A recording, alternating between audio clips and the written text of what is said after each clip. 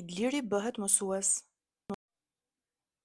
Një herë një kohë, në një fshat të vogël me skodrave të gjelbruara, jetonte një djalë i vogël kureshtar dhe zemërmirë, i quajtur Idlir. Idlirit i pëlqente të eksploronte dhe të zbulonte gjëra të reja, por kishte një gjë që dëshironte më shumë se çdo gjë tjetër, mundësinë për të shkuar në shkollë. Në fshatin e Idlirit, jo çdo fëmijë kishte mundësinë të arsimohej. Shumë familje luftonin për të siguruar jetesën dhe shkollat ishin shumë larg.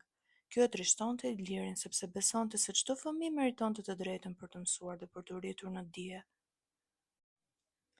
Në një mëngjes me diell, ndërsa luante pranë lumit, Idliri vuri re një copë letër që notonte mbi ujë. I emocionuar zgjati dorën dhe e kapi.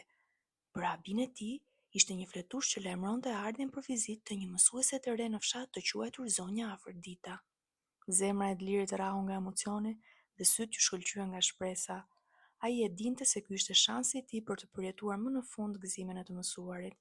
Me fletushkën të shtrënguar fort në dorë, ai vrapoi në shtëpi për të ndarë lajmin me familjen e tij.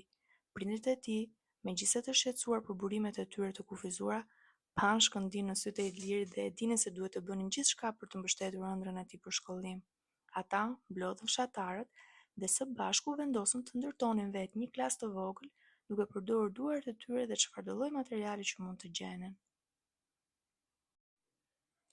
Erdhi dita kur Zonja Afërdita do të vizitonte fshatin. Idliri dhe miqtë e tij prisnin me shumë emocion dhe padurim ardhmjen e mësueses në klasën e improvisuar. Zonja Afërdita ishte aq e sjellshme dhe e durueshme dhe menjëherë i bëri fëmijët për vete. Me kalimin e ditëve, dashuria e Idlirit për të mësuar u forcua edhe më shumë.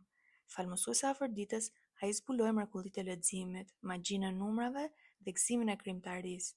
Zonja Afërdita u mësoi për botën përtej fshatit të tyre përmes fotografive shumëngjyrëshe dhe tregimeve magjepse. Idliri dhe miqtë e tij nuk ngopeshin me mësimet e saj. Ata formuan një grup aq të fortë shoqëror, duke mbështetur dhe inkurajuar njëri tjetrin për të shkëlqyer. Të gjithë gëzonin, luanin dhe mësonin së bashku. Megjithatë, jo të gjithë ishin të kënaqur me shkollën. Kryetari i vjetër i fshatit besonte se fëmijët duhet të punonin në vend të studionin. Ai shqetësohej se arsimi do të prishte mënyrën tradicionale të jetesës. Kështu, u përpoqi ta mbyllte klasën, por Idliri dhe miqtë e tij nuk mund të lejonin që ëndrat e tyre të shtypeshin. Ata vendosën të organizojnë një protestë paqësore duke mbajtur pankarta dhe duke kënduar këngë për rëndësinë e arsimit. Fshati u manit nga vendosmëria dhe trimëria e fëmijëve. Disa të rritur madje, të penduar që nuk ishin luftuar me kohë për këtë ëndër që dikur kishte qenë dhe e tyre, duke kuptuar vlerën e arsimit për të ardhmen, u bashkuan me fëmijët. Lajme për protestën u përhap shumë gjerë dhe njerëz nga fshatrat fshinj erdhën për të treguar mbështetjen e tyre. Kryetari i vjetër e kuptoi se nuk mund të qëndronte më në rrugën e përparimit. Ai dha dorëheqjen dhe vendin e tij e zuri një kryetar i ri, i cili besonte plotësisht në fuqinë e arsimit. Që nga ajo ditë, fshati lullëzoi. Klasa u zgjerua në një shkollë dhe u plotësua me më shumë mësues. Ëndra e Idlirit për të mësuar u bë realitet për çdo fëmijë në fshat. Ata nuk ishin peng i ignorancës dhe analfabetizmit. Përkundrazi, ata përqafuan mrekullitë e njohurive shkencore dhe teknike dhe metodat moderne të mësimdhënies. Dhe kështu, fshati i vogël, dikur i kufizuar nga mungesa e arsimit, u kthye në një vend diturie dhe mundësish. Vite më vonë Idliri qëndroi në ceremoninë e diplomimit të fshatit, me zemrën e mbushur me krenari. Ai ishte bërë vetë mësues, duke vazhduar shembullin e zonjës Afërdita.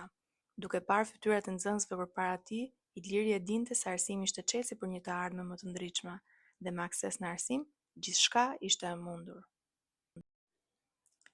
Çdo fëmijë ka të drejtë të arsimohet, duke eliminuar ignorancën dhe analfabetizmin dhe duke siguruar akses në njohuritë shkencore dhe teknike dhe metodat moderne të mësimdhënies, ne krijojmë një botë ku çdo fëmijë mund të rritet, të mësojë dhe të arrijë potencialin e tij të plotë. Kjo histori merr shkas nga rëndësia e njohjes dhe zbatimit të Konventit mbi të drejtat e fëmijës, Neni 28.